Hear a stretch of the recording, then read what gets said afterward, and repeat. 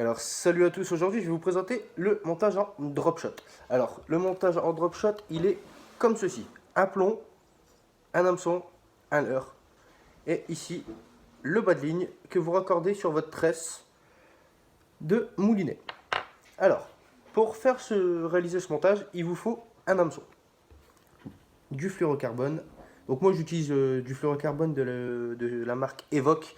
C'est un très bon produit. Je suis pas déçu de chez eux. J'ai toujours utilisé celui-ci. Jamais eu de soucis. Donc, alors, pour l'utiliser, vous prenez votre hameçon, votre fluoro, vous passez votre fluoro dans l'hameçon. Ensuite, vous faites une petite boucle juste au-dessus de l'hameçon. Vous passez votre hameçon dans la boucle une première fois,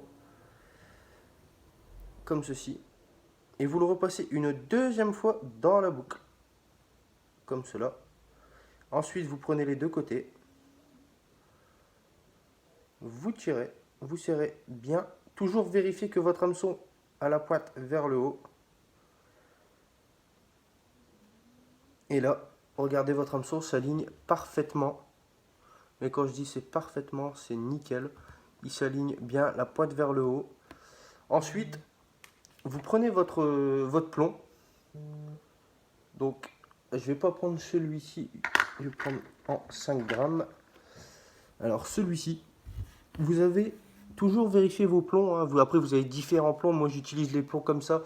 Des plombs longs de chez la marque Corda aussi. L'hameçon de chez Corda. Vous prenez votre fluorocarbone, vous le mettez et vous tirez et votre hameçon est accroché.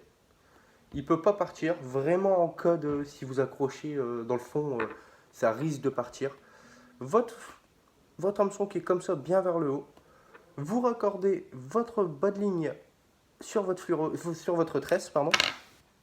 Donc après pour les leurres, pour mettre les leurres dessus, alors moi j'utilise des leurres de chez Berkeley, des Powerbait. J'utilise ces leurres là. Donc franchement j'ai fait pas mal de bons résultats avec. Je vous ferai une vidéo avec les résultats, je vous mettrai les photos à la fin de la vidéo.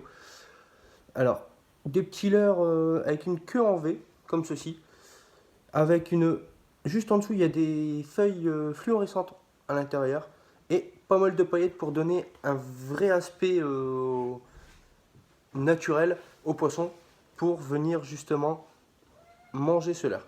Après vous avez les yeux qui sont en 3D, c'est pas des yeux collés, c'est des yeux qui sont à l'intérieur du leurre. Donc ça c'est mieux aussi, ça fait plus vrai au poisson. Donc alors pour le mettre sur votre hameçon, vous mettez les côtés paillettes vers le bas.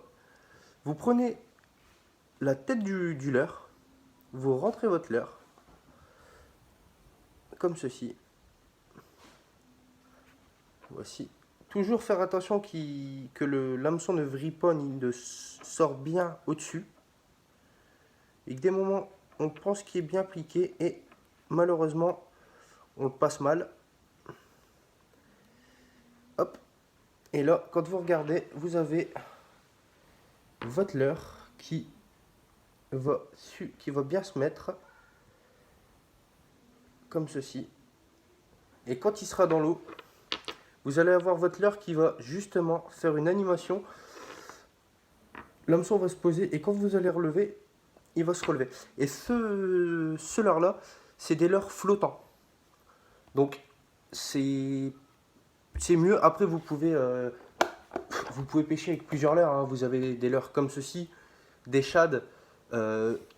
Pour moi, la pêche au drop shot, je trouve que les shads sont pas vraiment efficaces.